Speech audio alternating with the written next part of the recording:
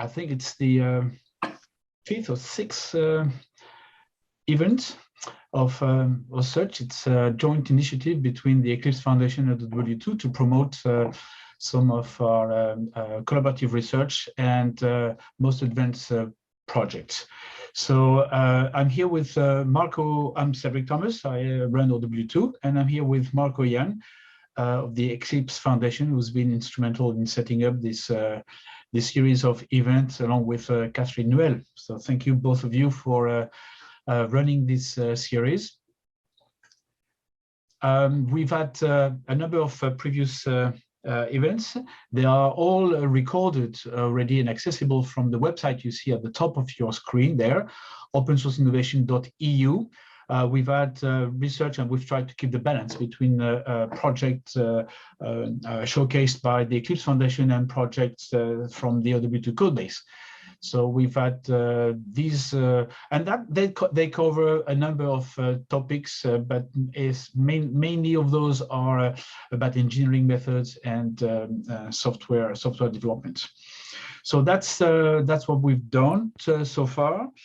The agenda for this afternoon is pretty straightforward. So this is the introduction and welcome, which is ongoing as we speak. Then we will have a first presentation by Serena Ponta of SAP on ongoing research to fuel and enhance Eclipse Steady, which is the research project supported by the Eclipse Foundation.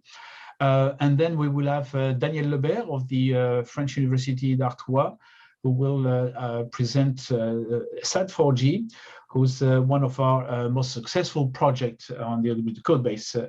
And its presentation is entitled Sat4J from the lab to OW2 with and for Eclipse. And then we will have Marco for a wrap-up to finish this.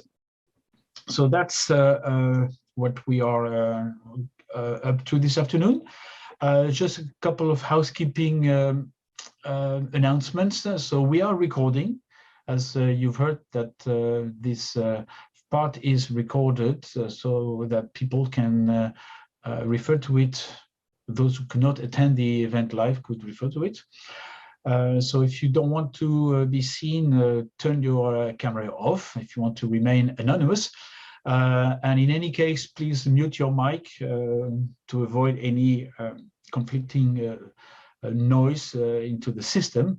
But of course, you will be welcome to use it for the Q&A sessions. So asking questions precisely. We would like to keep the sessions after the presentations, if you don't mind. So let's not interrupt the flow of each of the presentations. So please, you raise your virtual hand, which is you can find in Zoom near the little icon showing the participants in the participant list. And you also have the chat, so feel free to use the chat to ask questions from the chat. We are monitoring the chat. A couple of announcements before we get into the real presentations. So announcements from OW2 and the Eclipse Foundations. From OW2, I would like to remind you that we will be running OW2Con virtually online this year again, and that OW2Con is scheduled for June 8th, 9th. So save the date, and please check out the website from the OW2.org website. You will find it easily to find the call for presentations. Do remember and keep in mind the call for presentations open until the end of February. You still have plenty of time, but don't keep it to the last moment, please. So OW2Con 2022 is also the occasion for us to celebrate the 15th anniversary of the association, and we will have after the virtual event towards the end of June, we will have a live celebration with a couple of sessions, roundtables, and a party. So also save the date. You don't see the date here. It will be held in the framework of another event, Data Center, Cloud and Data Center event in Paris on June 29th and 30th. So we have 2 dates for OW2Con, June 8th and 9th for the online event and for the online conference, and June 9th, 29th and 30th for the 15th anniversary celebration. Now closer to us, we will have we will all be at FOSDEM. So there will be a booth FOSDEM. We'll be running a session on dependency management, so software composition analysis and dependency management with some of our projects present, and you will have and there will be also an Eclipse. So that's good opportunity for me to hand over to Marco Jahn of the Eclipse Foundation to tell us about Eclipse at FOSDEM and introduce the first speaker. Over to you, Marco. Thanks a lot, Cedric. Yes, like OW2, we will also have a stand as the Eclipse Foundation at FOSDEM. So meet and greet our staff. And besides that, of course, we will have quite a couple of interesting talks there and a big representation of the ONIRO project and working group, which is the distributed open source operating system hosted at the Eclipse Foundation. So check it out. We will have a lot of interesting stuff going on at FOSDEM. And that should be it for the announcement. And we can dive directly into our presentations. And as Cedric already said, the first presentation will be by Serena Ponta about Eclipse Steady. And Serena is a senior researcher at SAP Security Research, and she holds a PhD in mathematical engineering and simulation from the University of Genoa. The research focuses on open source security and the secure consumption of open source software components. Serena is one of the co-authors of Eclipse Steady and one of its main contributors. So with that, I would hand over to Serena. Okay, so thank you both Cedric and Marco for the introduction. And what I will talk about in the next roughly 15 minutes is Eclipse Steady. And what is Eclipse Steady? It's a tool that we created and open sourced to detect, assess, and mitigate open source vulnerabilities in open source dependencies of applications. Let me just, okay. I'm pretty sure you are all aware of the fact that software products, no matter whether they are commercial or open softwares, they depend on a lot of open source components. You can pick one of the many reports that are out there. You always find very high percentages showing that almost, like I would say almost all, but at least 90% of software products embed open source components. And it's not just the fact that it's widely used, open source components are widely used, but in many cases, they represent the large majority of the code base of an application. In the case of Java, for example, which is what we looked at the most, very often you find like 80% of the code base, but in our studies, we found usually even higher percentages. So open source components are widespread and constitute the vast majority of the code. And how does it look like? So when you develop a new application, the developer usually reuses, of course, it's a good thing that they reuse existing functionalities by adding a dependency on existing libraries. So this constitutes the direct dependencies. But then dependencies have dependencies on their own, so the so-called transitive dependencies. And basically, we end up with a complex dependency graph. You always find reference to this also as dependency hell.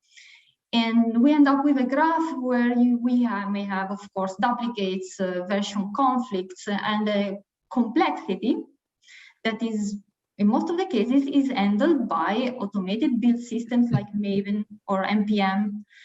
And so these, like Maven or NPM, handle all this complexity for the developer.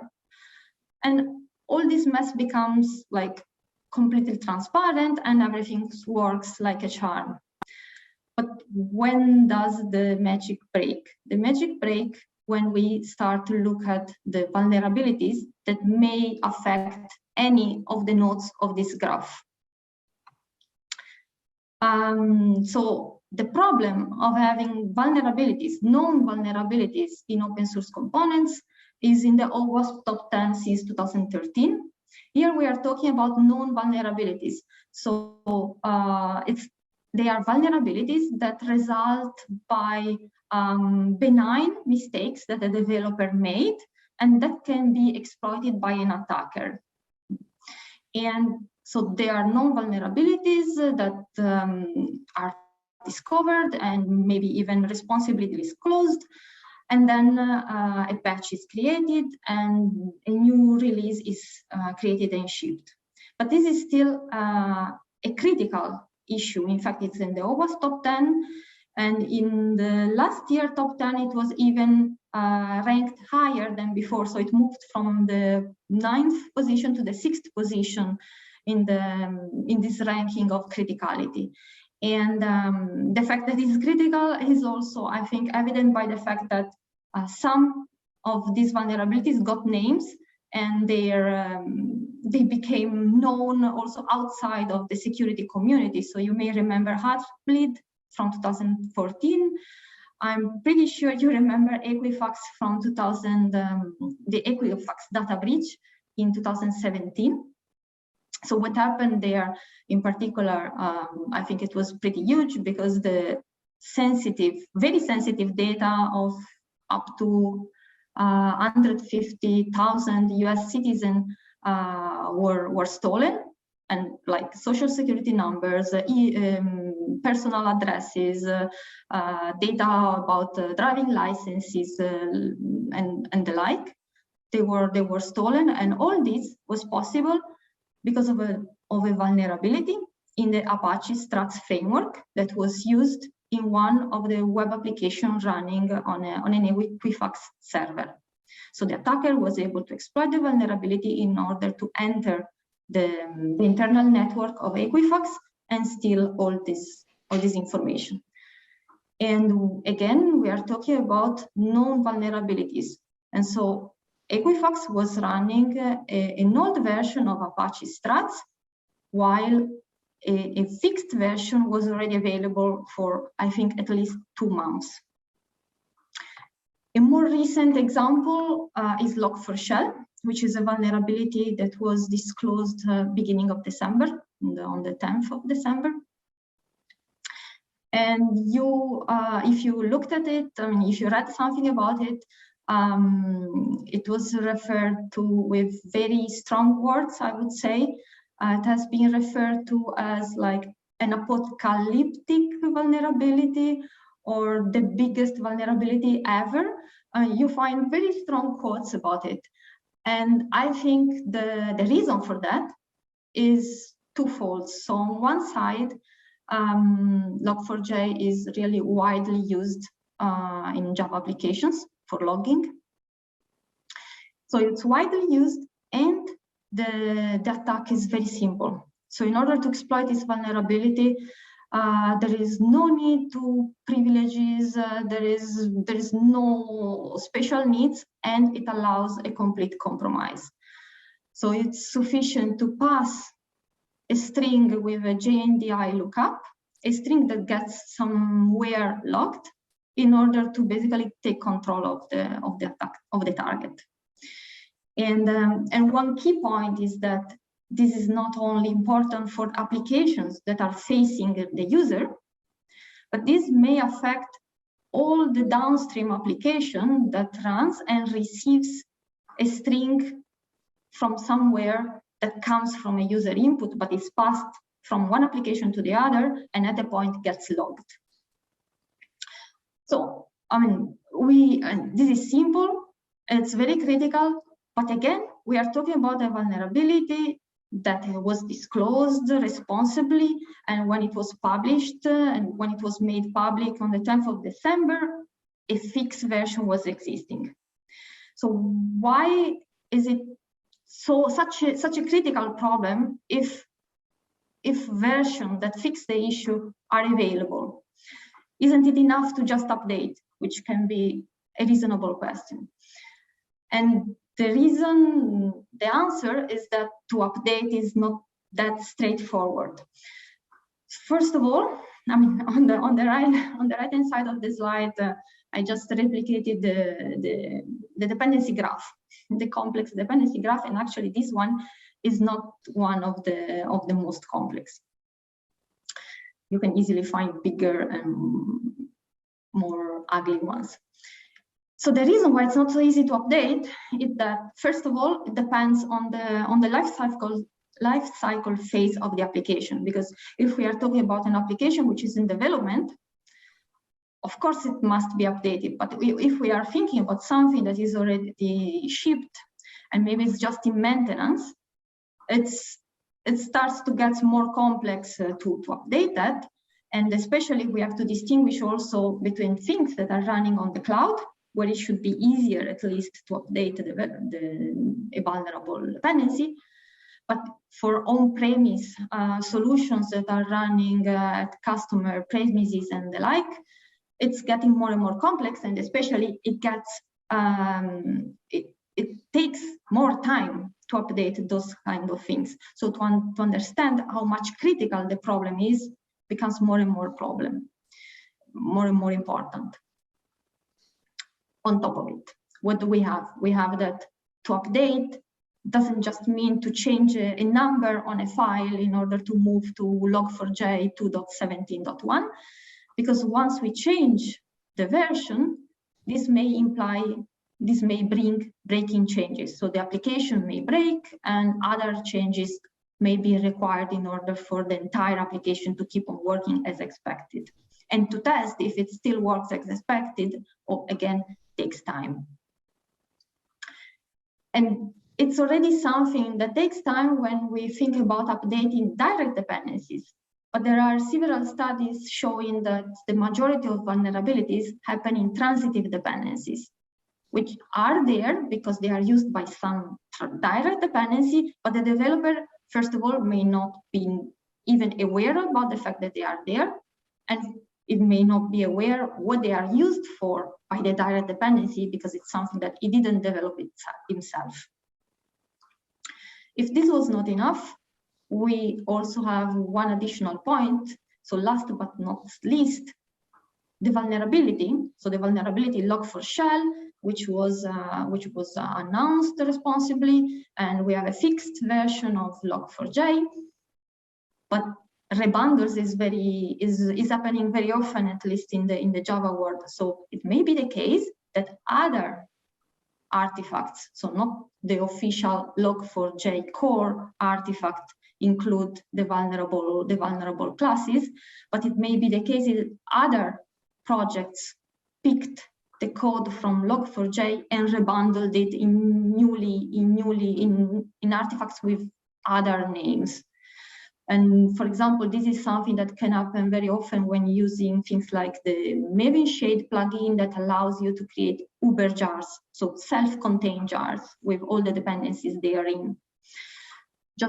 I just made a quick check, and for example, the vulnerable class, the class of log4j responsible for the vulnerability, so JNBI lookup, is found on more than 3,000 artifacts on Maven Central. And if you just update the version of log4j, you would still stay vulnerable by the fact that you have other artifacts that can allow an attacker to enter in the system. What is there to support the developer in understanding whether he has vulnerable dependencies? So we have the so-called open source vulnerability scanners, or software composition analysis tools, SCA tools. And we can categorize them into following two main different approaches. So we have metadata-based tools, just to name I would say the most known one, the OWASP dependency check tool. And the approach behind these tools is to somehow try to map vulnerabilities as they are described in the National Vulnerability Database, NVD. So they take all the information that describes the vulnerability and try somehow to map this to the dependencies of an application. So there is a lot of string matching and names distance involved in these approaches. The other category are the code-centric approaches, like Eclipse Steady. And in here, instead, the idea is to detect a vulnerability, to report a vulnerability in a dependency by the fact that it contains the vulnerable code, no matter what is the jar file that contains it. And of course, this requires the information on how the vulnerable code looks like. So from the fix commit, so from the commits in the library repositories that fix the issue, by looking at how it was looking before and after the fix, we get the information of what is the vulnerable code and how it looks like once it's fixed, in order to understand whether a dependency contains or not the vulnerable code. Once we have this detailed information about the vulnerability, with this code-centric approach, we can go one step further to understand whether the vulnerable code can be reached.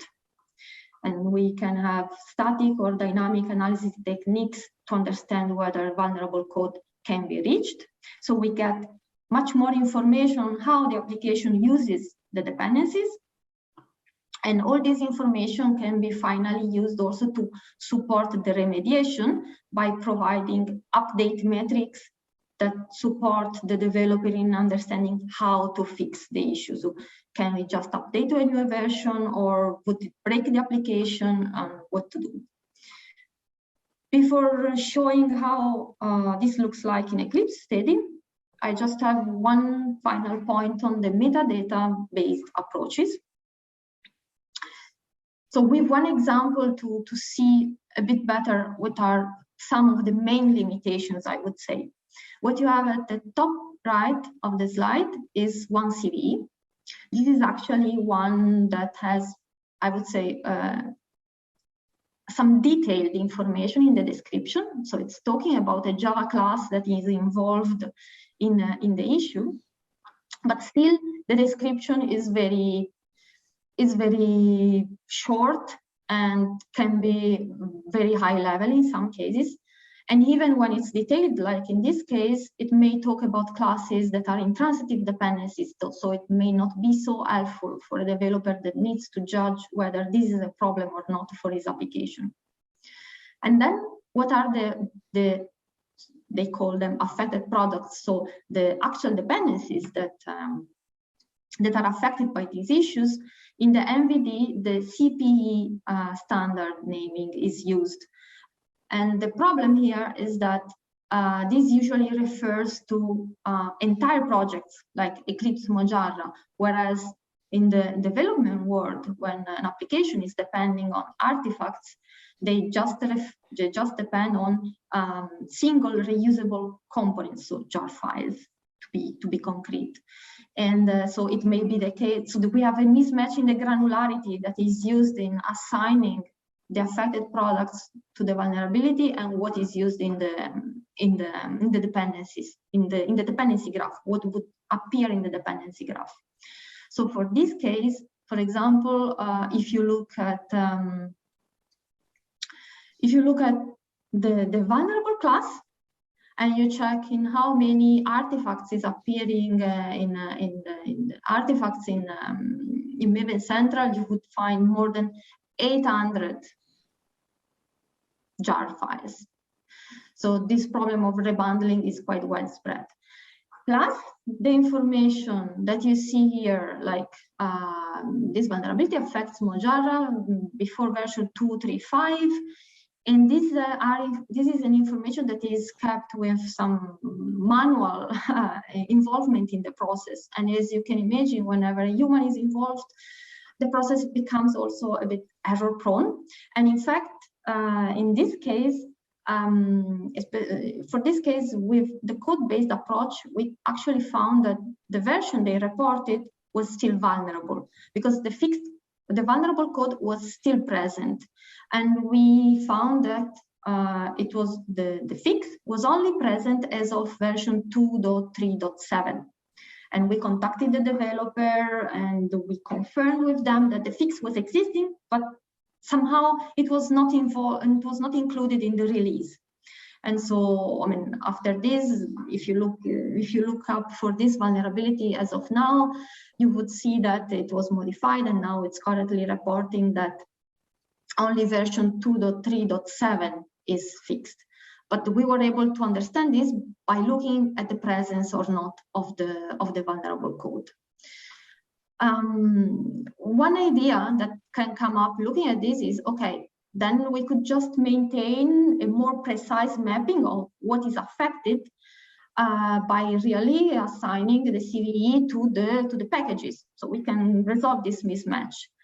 But on this point, I think the problem is scalability, because if we look, I just picked, for example, here a screenshot of the number of packages published in Maven Central, which is, I would say, the most used public repository for Java Maven artifacts, and other are existing as well.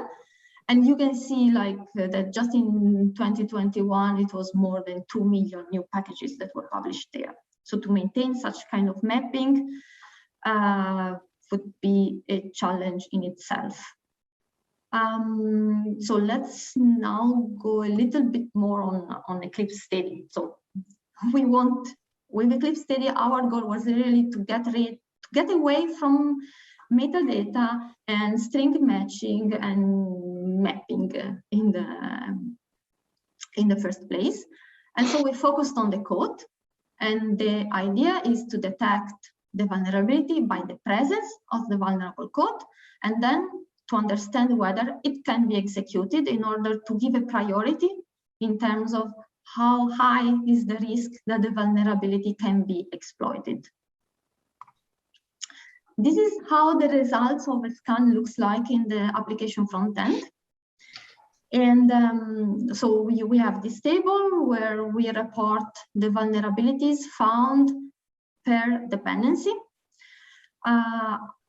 There are quite a lot of information, but just to mention a few aspects at least. So the two lines highlighted with the arrow, you can see that the vulnerability is the same. So this is to highlight the fact that the same vulnerability can be reported for different archives in case both of them contain a vulnerable code.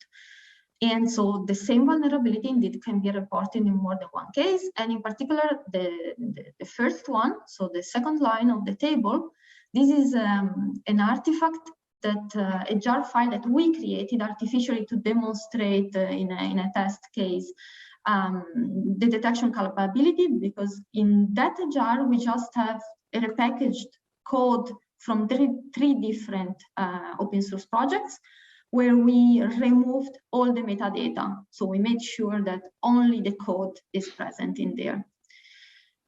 The column with the red exclamation marks shows the detection, and then the red pose next to it shows whether the vulnerable code is also found reachable with static or dynamic analysis. And so it's possible to go deeper into the results in order to see which is the actual construct that was found reachable. Like in this case, for example, is this parse content type file that was found reachable with static analysis and also with dynamic analysis. And we use both dynamic and static analysis in order to complement the two. So of course, we have static analysis that can compensate cases where for example, a test case is not there, so some paths are not tested, but with static analysis, starting from application code, we can still find that a vulnerable construct can be reached. And vice versa, dynamic analysis can compensate the lack of static analysis, but as it's well known, has limitation when it has to go through dynamic invocations like it happens with Java reflection. And on top of it, we combine static and dynamic analysis, because we also perform static analysis starting from the construct that were traced. So we have we run the test, we collect information on what is used, and then starting from all those constructs, we can perform static analysis in order to increase in the end the graph, the reachability graph of the application, in order to understand what can be used. And we have so all this deep information about the application, which is used to support the mitigation. So what you have here is information that is shown for each dependency. In the table at the top, we have, for example, all calls from the application to a library. So we showed the so-called touch points, so points where application and the library touch. And what is maybe even more interesting is the table at the bottom. So here we show all newer non-vulnerable versions of the library. And for each of them, we show how many calls, how many APIs of the library used by the application are still there. So we can see that if we stay with version 3.x, all the APIs of the library used by the application are still available, whereas if they move to a new major release, one of them is gone. And so there would be the need to change the application in order to avoid that it breaks. So this is a breaking change, for example. We also show how many times an API is called by the application in the development effort column. And then we also have information about how many changes the library underwent from one version to the other, both in terms of overall, so how much it changed the new version, and also referring to the share of the library that we found reachable with the deeper analysis I've shown before.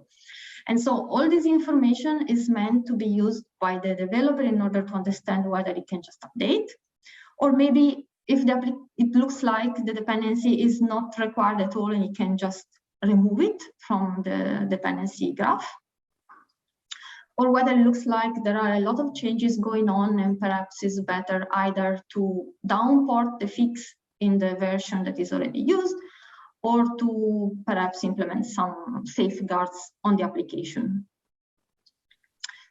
So all this looks nice, at least I would say.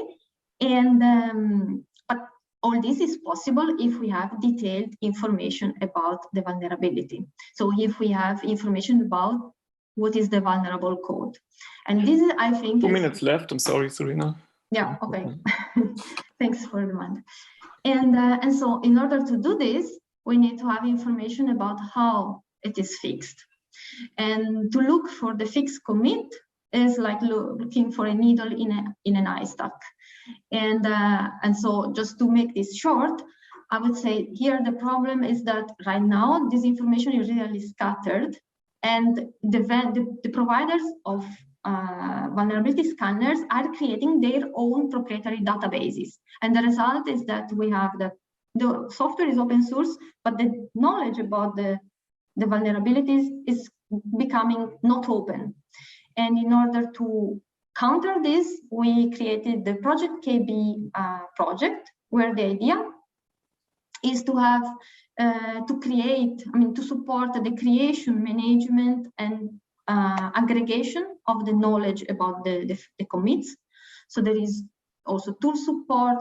In Project KB, you have both the vulnerability data in this open format, which looks like what you have in the right-hand side of the slide.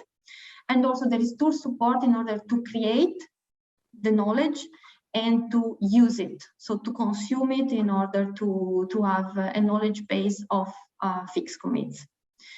And then in the last 30 seconds, I will just mention that the other direction, so what I just shown is to fuel the tool. So all this effort in order to have this shared, open, distributed knowledge base. The other direction is to reduce the attack surface of the application, because of course it's nice to detect and remediate the vulnerabilities, but if we understand that something is not needed, it's much better to just get rid of all the code that is not needed. And in this direction, we just made a case study. And in one sentence, I can conclude that it looks promising, but still effort is required in order to check how to handle all the dynamic coding that as of nowadays is widely used. I mean, we especially focused on Java, and most tools we looked at until now, existing tools, still struggle with dynamic coding. And the conclusion is just a repetition. So if time is is running, I can just leave it there and move on to the questions. Thank you. All right, thanks a lot for this presentation. I think we're a little bit over time, so we can have time for one question from the audience, I would say. And I saw in the chat there was one question from Danielle. Maybe you want to ask it. Yeah, so I was wondering whether you can detect it directly from bytecode, or do you need the source code to do it? Right now, we have the knowledge of how the vulnerable code looks like from the source code, because we look at the fixed commit, and then we look at the presence in the bytecode. So because when we analyze an application with the dependencies, we have the bytecode. And indeed, as you can imagine, this mismatch, we have the fix in the source code and what we look at as bytecode, and we have some approaches to understand whether the two correspond. And we are still working on improving this. So right now it's working in some cases, but there are still cases when this is not possible and it requires the human intervention. So basically, when you run it, you may get the red. If our approach was able to match, green still means it was able, or you may get an orange icon. That means that the automated solution was not really able to do the comparison, and the manual intervention is needed. But this can be done centrally, and it can benefit all the scans that were done. And we are also working on improving this part. Thank you.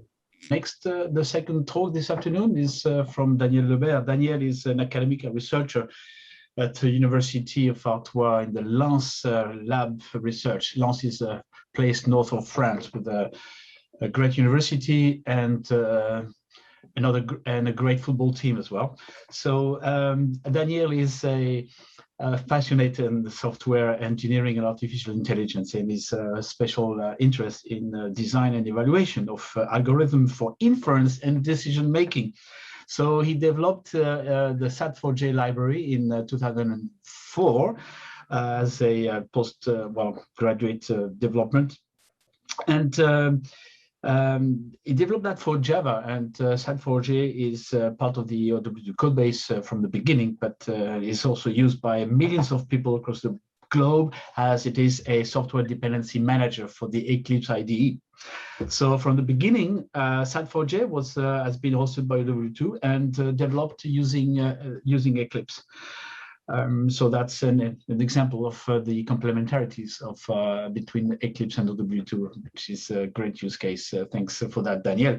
So Daniel's talk is going to review the conditions, benefits, and the limitations of growing open source research software in a non-academic open source world.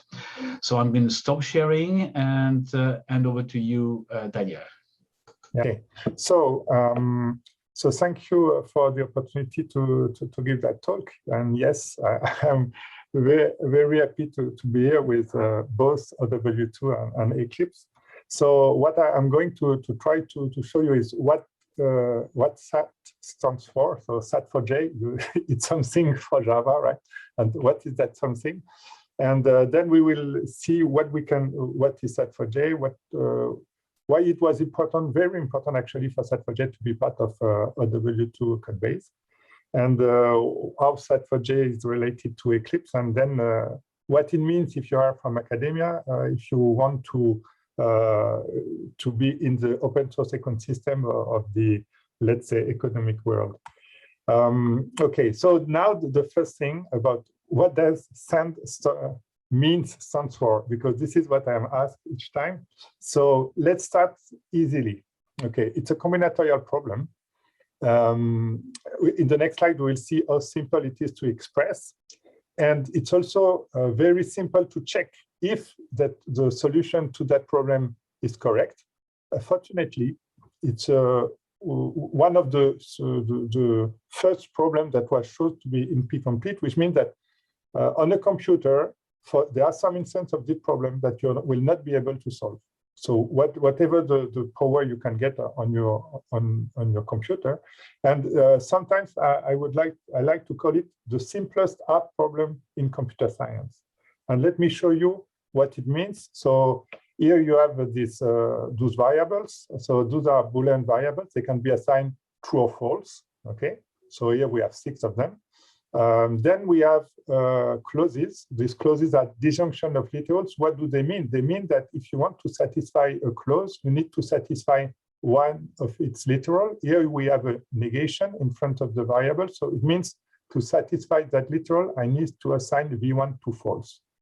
If I want to satisfy V2, I need to assign it to true. And here I can assign, I need to assign V4 to false. So here, if I want to satisfy that clause, I can either assign V1 to false, or V2 to true, or V4 to false. And now, why is it a bit difficult? This is easy if you have only one clause. What you are going to have is a lot of them, a conjunction of them. Okay? And so the problem is, if I give you a set of clauses like this, is there an assignment of all the variables to true or false that allows to satisfy all of them? So in theory, this is just a decision problem. So the answer should be yes or no. But in practice, what you are looking for is typically this assignment. Okay. All right. So, and then this is the decision problem. This is SAT. But then there are other interesting problems around SAT. One is pseudo-Boolean optimization. So what you are going to use, instead of using clauses that said you should satisfy at least one literal, then you can ask to satisfy at least some literals. So maybe let's at least k literals. And here with pseudo-Boolean constraints, you can even put a weight in front of each Boolean variable. So you will have weighted sum of Boolean variables, and you will get a threshold. So that weighted sum should be at least that value. And usually what you just do not want to find any solution. Usually you want to find a solution that minimizes an objective function or optimize it. So this is one optimization version of SAT. Another one is, suppose you cannot satisfy all the clauses. Maybe you want to satisfy as many clauses as possible. And this is what we call max SAT. Another related problem is, okay, now you have more than one solution. How many solutions do you have? So this is another problem called sharp SAT. So if you think, so that was a bit about the theoretical context. Now, if you're what we call a practitioner in SAT, what you are going to work with is that notion of SAT solvers. That solvers is typically a software. It will take as input usually a file. So this is the kind of file you can get. So here we have in CNF format, we have 6 variables and 6 clauses. The clauses are represented by by a line. Okay, each literal is represented by an integer. So if it's positive, it's a positive literal. If it's negative, it's a negative literal. And here we have V1, for instance. If we have not V2 or V3, and so on. Okay, so it's a very basic text-based input file. And this was actually designed in 1993 during the second SAT competition. The first was 30 years ago in Paderborn in 92. And typically what does a SAT solver? It will read such kind of file, and it will provide you an assignment if there is one. Okay, then your set of clauses is satisfiable. And now what we do in 2022, if there is no solution, it will provide you a log, a proof that you will be able to check with a third-party tool to really check that there is no solution, okay? Because if there is an assignment, I told you that it's easy to check that you satisfy all the clauses. Now, what we are able to do is also to output something that can be checked that says, no, there is no solution. And maybe what you may want also is to have a subset of the initial set of clauses that will be unsatisfiable. So what is really important is whether you trust or not the software, you can by yourself check the answer that is provided by the solver. Okay, now let me show you. So this is a screenshot of the competition result. So it was in 2009. Okay, so 13 years ago almost. So here you have the number of variables, 10 million. Here you have the number of clauses, 32 million. Okay, and here the number of literals. So those are the big numbers. And it takes 51 seconds to read the problem and to find a solution. There was a solution. Okay, you say, wow, look good, that's nice. Okay, now the same year, same solvers, there was one problem with 121 variables, 252 clauses. Typically, nobody is able to answer those problems. So what does it mean? It means that we know that in theory, there are problems that we won't be able to solve, and we can witness it with SAT solvers. But there are also many problems that we are able to solve in practice. And so what does it mean? It means that in some ways, the SAT solvers are really an extraordinary piece of software because they are able to sort of find solution in a super huge space. So typically, if you have n Boolean variables, your search space is 2 to the power of n, because each variable has 2 possible assignments. So when you have 10 million clauses, okay, 10 million variables, this is typically the search space you have to search for. When you have 2 to the power 121, this is the size of the search space you have to search for. And this is the number of atoms, which is that you can find in the visible universe. So just compare the two of them.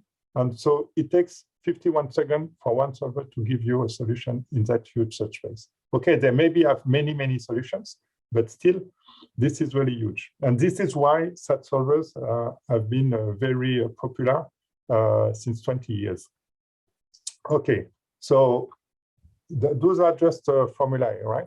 So is there any kind of practical application? Actually, the first one I show you with 10 million variables was a software verification. Let's talk about software dependency. So we've just heard about it. So if a package is installed or not, this is a Boolean variable. Okay, this is that's fine. Now we have dependencies. So R depends on B or R conflicts on B. This is something also that we can express. So those are just constraints that we can express with clauses. And the dependency graph then is similar to the whole formula that we have. And when we want to install something, what do we get? We'll get a solution, a model. And so this is what you need to really install on your computer if you ask a new software. And actually, if you do that, if there was I am a Linux user since '93, so I've been using RPM or deb or apt-get since '95. So we are installing software in Linux distribution for a very long time. But if we had a very efficient software installer, we would be able to solve any SAT problem. Why? Because this is a logical formula, okay, with 3 variables, A, B, C, and can translate this SAT problem into a software dependency installation problem. So here, for each variable, those are Boolean variables, I create 2 packages in version 1 and 2, and each of them conflict with I can install only one version of each package, for A, for B, and for C. And now I'm going to translate each clause here by a specific package with a dependency. Here I'm using the software dependency language that is used by the Mancusi European project. So it mimics what can be done on RPM or Debian dependencies. And so here, not A or B or C, I can translate it as a clause in version 1 depends of package 1 version 2 or package B version 1 or package C version 1. And so on. I can do the same thing for the second clause. So it depends of A in version 2 or B in version 3 or C in version 1. And then the same thing for the third clause, for the fourth clause. And then the whole formula depends on. So it's a bit strange, but it requires the clause package in version 1, 2, 3, and 4. And if I can install formula, this package, on my system, then I solve that formula, that SAT problem. So it means that if there was that very efficient software installer, I would solve SAT. On the other way around, I can easily translate any dependency of a software package using a formula. Okay, so it works for dependencies, it works for conflicts. So if A in version 1 conflicts with B version 2, I can just write a binary clause saying I cannot install both A in version 1 and B in version 2. So it means that actually those two problems are NP complete. So you have to know that if you want to, each time you install something on a system where you have a dependency management, actually you are solving an NP complete problem. So now what about Sat4J, OW2 and Eclipse? So Sat4J so is an open source software. So its name, it's satisfiability for Java. So what does it mean? It means providing to the Java developers all the technology, all the solvers we have in the SAT community. So in the SAT community, we have those SAT competition. So you want to solve as fast as possible, as many instances as possible. So typically the solvers are in C or in C++. And so I'm probably the only one in the community to program in Java. And because it's much slower than the other system, and typically you may have to do huge formula taking a gigabyte of memory, and so you need to be very concise and very efficient. But okay, my aim in the world is to provide that great SAT solvers to the Java community, and so I've been working on. So Sat4J is my third SAT library. The first one was called JSAT in 2000. The second one was called OpenSat in 2002, and the third one is the one using all the new features you can find in SAT solvers, and which was called Sat4J, which is actually an implementation in Java of the SAT solver and a specification that was released in 2003 called Minisat. And it does only work on clauses. It also works on cadency constraints and pseudo-Boolean constraints. And it can solve a lot of different problems. So SAT and the optimization version of SAT, which was MaxSat. And there are also some other different problems. And what is important with in Sat4J is that typically, usually when you get a solver, you get just the solver itself. In Sat4J, you have a lot of end user utilities because you want to make sure Java developers can use the SAT solver in the way they program. So you have many utilities that will provide some CNF encoding, because usually your problem is not directly a CNF, and also a way to move from an object-oriented design to constraint design. And everything is done using the Java Open Source Convention and also practices. So what is important, what I really want to stress here is from the beginning, so Sat4J was started in 2004, and from the beginning, I had two choices. Doing open source in 2004, the forge that was available to everybody was SourceForge. Okay, the problem that in SourceForge you have great programs and also bad ones. And so I looked around me, and there was a consumption that was distributing research software, open source software, and that was Object Web. It was OW2 was called Object Web at that time. And so I said, well, I really want to be part of this consortium because this is really what I think is the place to be for such kind of academic open source software. And so what OW2 was providing was, so it was CVS at that time, I think, and then I moved to SVN and then Git. There was mailing link, a forum, issue trackers, and you could also check the releases. So that was really very important because that was where you can hear about Sat4J and where you can get help.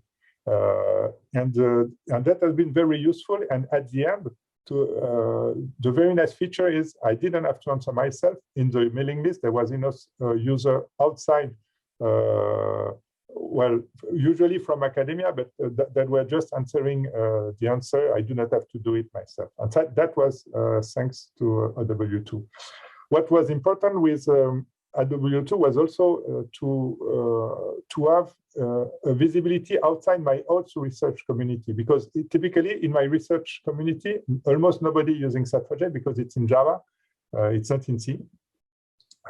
Most people in academia using Sat4J are coming from software engineering, and people from the open source world who are using Sat4J, they knew him from OW2. They would not find him either. However, the very first users of Sat4J were coming from the MIT, the University of Texas, or in RIA. They knew Sat4J from the community, from the academic community. And then we got Eclipse. And what is important is the fact that Sat4J was available on OW2 gave trust, and that trust is very important if you decide, whether you decide to have a dependency. We have seen in the previous talk that your dependency can have a defect. So what is your trust about the ability to get a fix quickly? And this is really about what you can get if you are supported by a consortium that you won't have if you just put your software on a public GitHub or GitLab. So then on 2007, on the mailing list on OW2, I received an email from Pascal Rapico from IBM Rational. He was working on Eclipse, on P2. And so Pascal knew all the theoretical results of NP completeness from software dependency management. And he also knew that there was some only dependency solving trials using a constraint solver. So EDOS was a European project in 2005 where the NP completeness result was proven for all different kinds of Linux distribution. And Linspire tried to change his software dependency management using a SAT solver. So there were some people trying to do this. And so he was looking for a solver to include in P2. So what were his constraints? It had to be open source. It had to be in Java.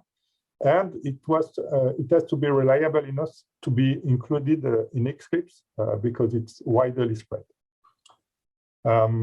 So what happens then is Sat4J. So Sat4J was included. It was decided to include Sat4J in Eclipse, and I will have a discussion about it at the end.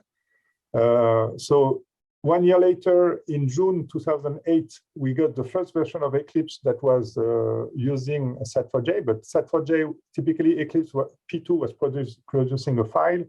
Sat4J was reading that file, sending the solution to P2, and which was then providing the correct set of packages that you have to install.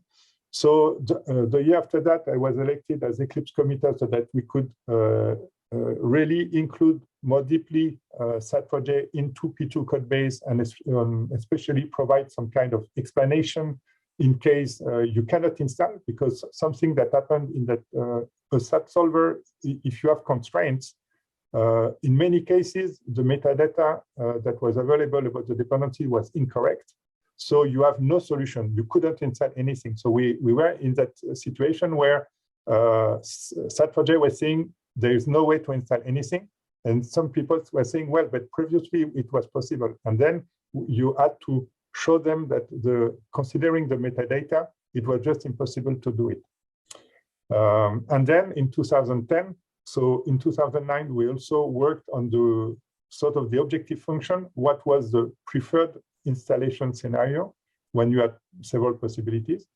And in 2010, so 2 years later, then there was the Eclipse marketplace that opened. It was based on P2, and so this is a screenshot from last week or something. So for all those 48 million installation, there was a call to Sat4J to make sure that everything was installed properly. All right. So Daniel, yes. I think we really need to conclude. I see the yes. time. So yes, I have 2 minutes. So yes. So just one thing I wanted to mention. So without Sat4J in OW2, it would have been very difficult to exist outside academia, and that was really important. And that was the only way for the Eclipse Foundation to decide if they could use Sat4J or not. Without OW2, that won't be possible. The second thing is, so Sat4J was built with Eclipse. I've been using Eclipse since December 2001. And my first answer when I was asked, can we consider using Sat4J in Eclipse? I said no, because this is I'm using Eclipse every day. I don't want to have a SAT solver inside Eclipse because it's NP complete. At some point, you cannot guarantee that you are going to answer because of the NP completeness. And the last thing is, if you have a summary, you may have a combinatorial problem. So you may want to check if a SAT solver can help you. And I think it's very important for that research software coming from academia know OW2 and research at Eclipse, because this is very important if you want to provide visibility of your work and to get the chance to see your work adopted in a wide open source community. Without it, without OW2, Sat4J won't be in Eclipse. And I think it's very important because then you have that premium open source catalog that you have in the Eclipse Foundation, that you have in OW2. And this is really why I think it's important that people who really want to push that open source research software, they discuss with OW2 and research at Eclipse. I think it's the best place to go. That's it. Yeah, thanks again, Serena and Danielle, for these great presentations, and all the participants. I hope you enjoyed this episode of the Open Research webinars. Save the date. The next episode will be on May 3rd. Speakers and topics will be announced soon through the newsletter and the usual social media channels. So that's all. Thanks for joining. Thanks for the presentations, and have a nice evening. Thank you, everybody. Bye-bye.